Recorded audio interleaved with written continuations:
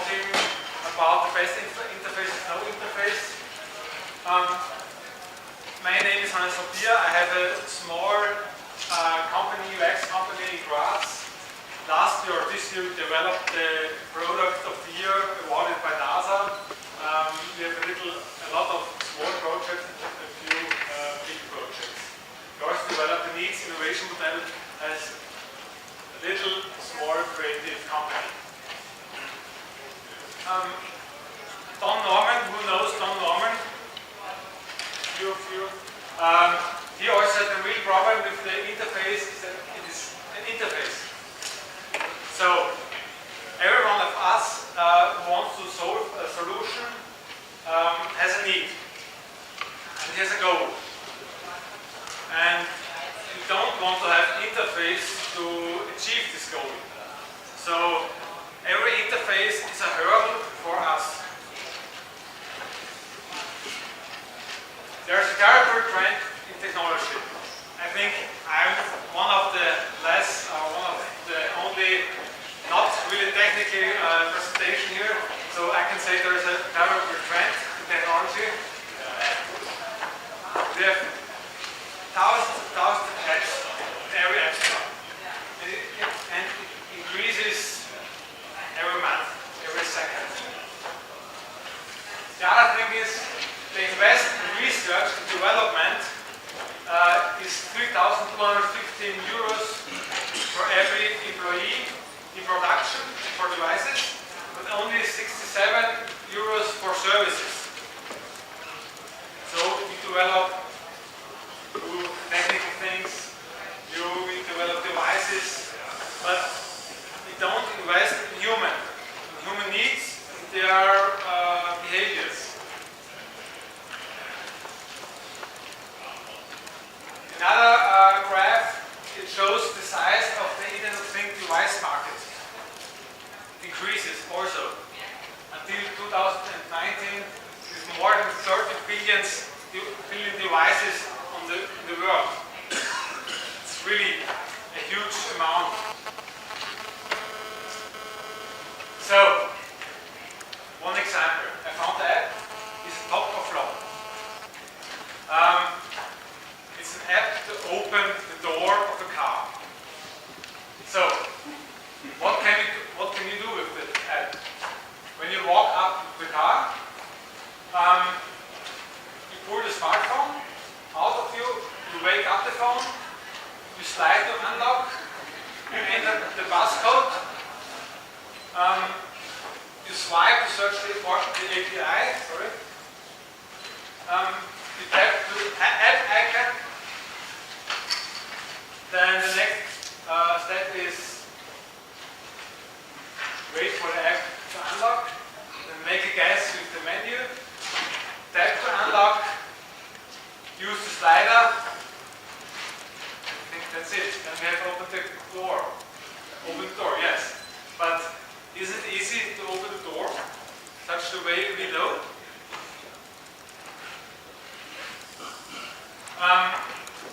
I want to open the door. It's me, my goal. I go to the car and I open the door. The interface is a huge step for us, which is not very don't make us happy.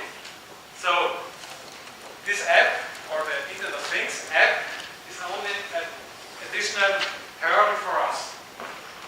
And there are a lot of examples like that. I'm a UX designer. What does that mean? I try to describe usability and user experience. Usability is during the use, only for products, defined in the ISO norm. User experience is everything before and after the use of it.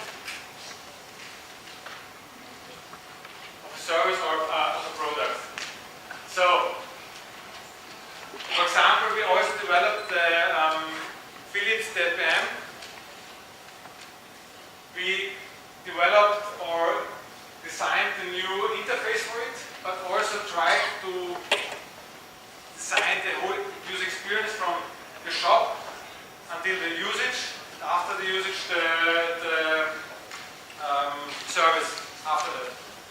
With this product, Philips increased their worldwide sales up to 20% in the first 18 months.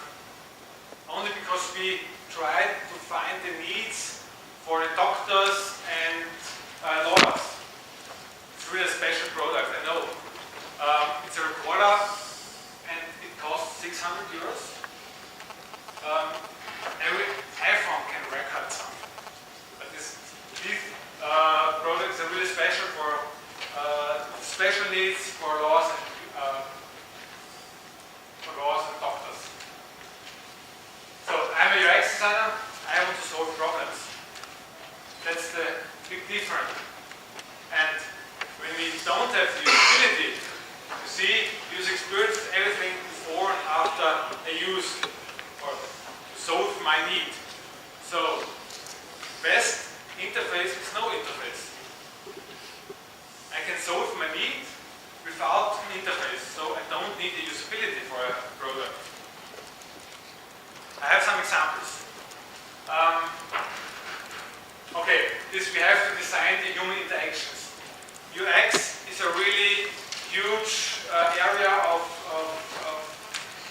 things like visual design, service design, information design, books. That's my usability of my product to control my presentation. So Internet of Things solve problems. Back to this slide, it's a really huge area of things we can do in UX design, because we try to understand the human needs, the whole user research, user testing, everything is in it. So Internet of Things solve problems. For example, a cashier, maybe also nowadays, has a manual data entry. In Lidl or Aldi or Hofer, we have now a barcode. Also in other countries. Maybe in the future we only have an RFID. And we don't need a cashier anymore. That could be a solution for this process. Another product. Who knows the Nest? Okay, all of you, so or most of you, so I don't have to tell you something about it. You can control the heat in your room with it. And this is a self-learning tool. It knows when you go out of your home, it knows when you come, it knows when the electricity is on, so you don't have to do something with your heater. It's everything warm when you are in, it's cold when you go out.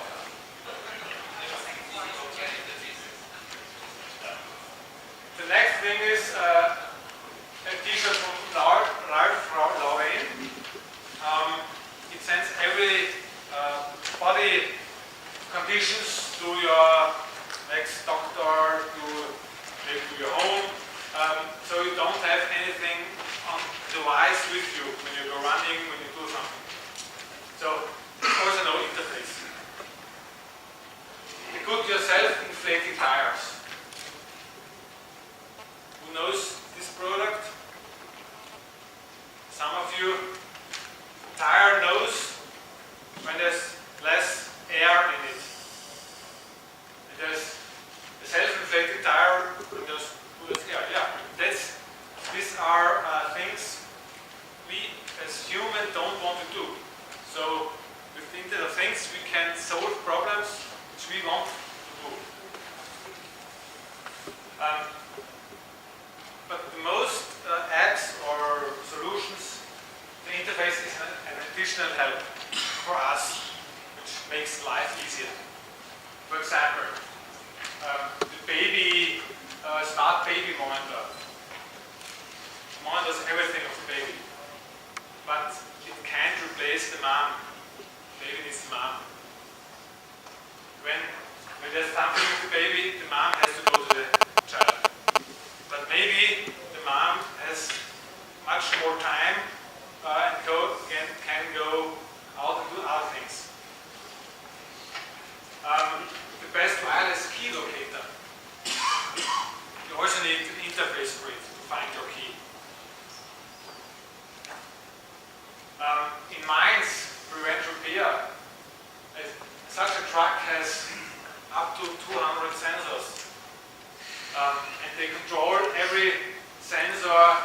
there are big stations in the areas. They know when something crashed, or they know when they have to repair something before it will crash. So, with Internet of Things, you can do a lot of things. How to adapt to your customer needs is a big question. The first thing is I have five things. Loosely create and build the features approach. Maybe we don't need the software. We can solve it in another way. Embrace typical processes instead of screens. Think behind the screens.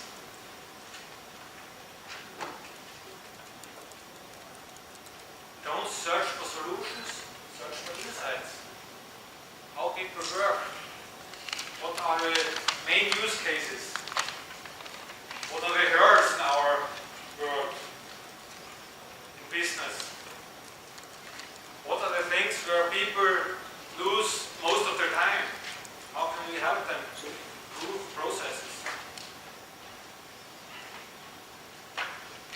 Don't use a computer, use the opportunity of a computer.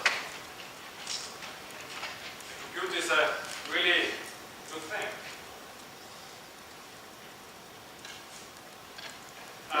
Customer-oriented innovations.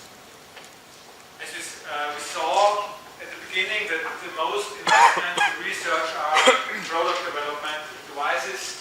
That's in the technology area. Most of the time we forget the human area, the people area, and the business area. It's a really important triangle. We have problems, we have needs, we have processes. And so we can create functional innovations when we know the human needs and we have new technology. Process innovations, technology and business. And the emotional needs, business and humans, people. So Internet of Things helps you before you even know you need help.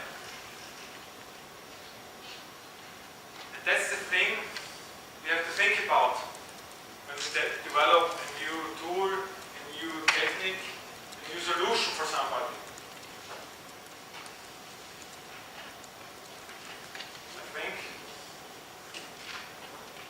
I have a fast presentation. I had a fast presentation. In October we have the World Usability Congress in Graz, in Austria. People from around the world, Alibaba, Porsche, etc. are talking about also Internet of Things, usability, user experience, things like that. So look at the website worldusabilitycongress.com. And now, do you have any questions? I hope you get in mind that there's a little bit more than only technique behind human needs. Are there some questions? You talk about instead of looking for solutions, you are looking for insights. Yeah, for needs. For example, take the Philips DPM. When you start looking for solutions, you make a better, bigger device with more power. But we observed laws, and when they dictate, they dictate like that. Would you hear the sound from the floor? So after that, and also other research told us that they dictate in the train. There's a really loud sound behind, and the transcriptionists often didn't hear what he said. So for this new device, we developed a much better sound noise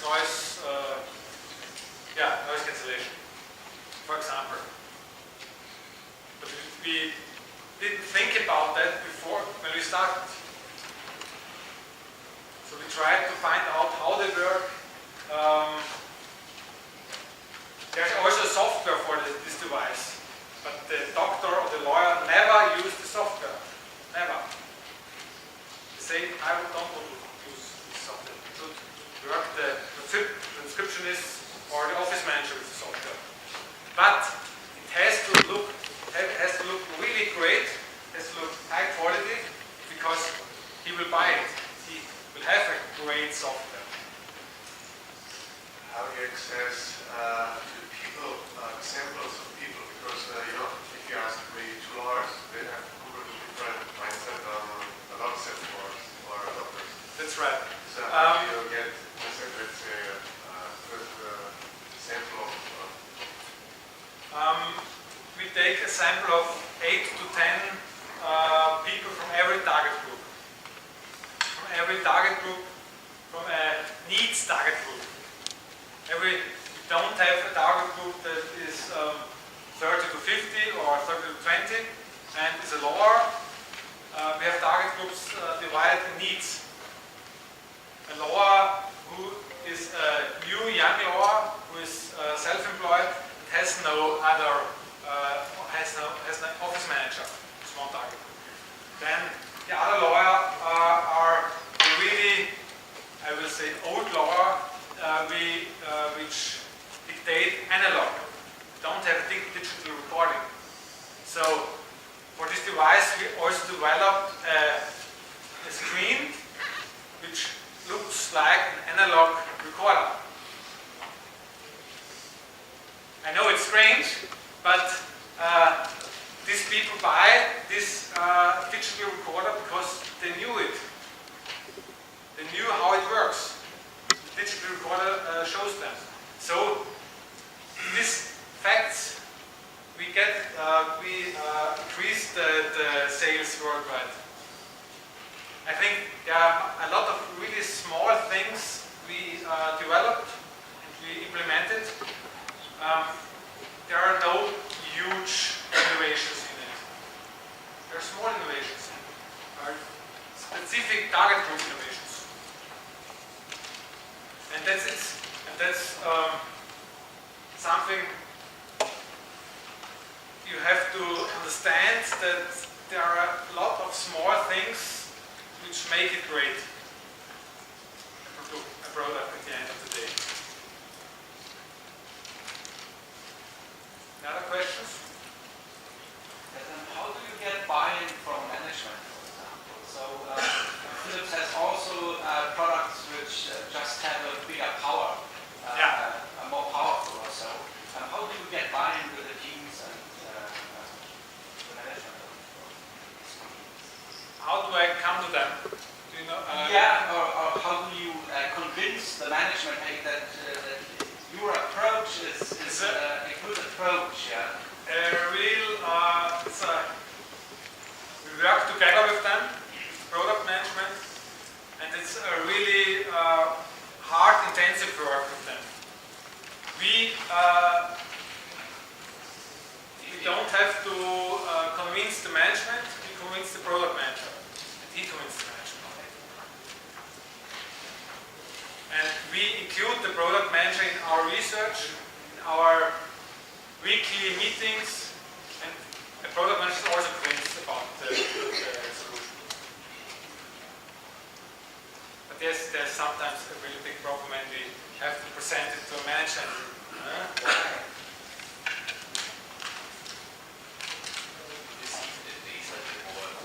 Yeah. It is an industrial product. It's a sensor acquisition software where you can check all the data from 100,000 sensors, different sensors. And it's a David-run software it's a company from Graz. And they developed this acquisition software with the hardware, including the hardware. And this product is, as far as I know, the first multi-touch 24-screen industrial software product which handles like an iPhone. And it's really easy against all others in the world, or all other competitors.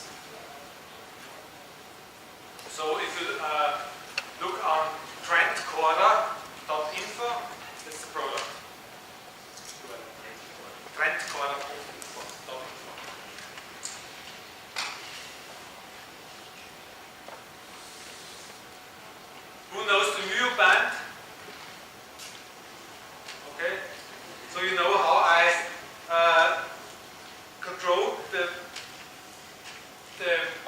station, it's a gesture control. It knows when I do something, I start. Okay, now it doesn't work anymore. But the mirror band knows how I do with my hands, if it's open, if it's closed, and so you can control every software, everything. I don't know. But you have to know that there is a thing like that. And in the industry, in the logistics branch, there are a lot of use cases where mirror band, this thing, is really great to optimize processes. Because they have both hands-free, you can control every software or, I think, big things. I don't know what they do. I know there are a lot of great use cases for the mirror band. What's the trigger for this? What's the trigger? For the mirror band? Yes. The muscles. So the tension, right? Yeah. You can buy it for $200. But it looks quite funny.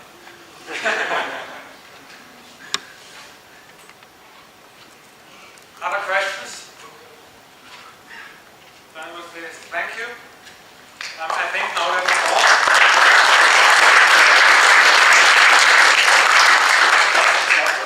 For the interesting insights into UX. And yeah, now we have a short break and the next one starts at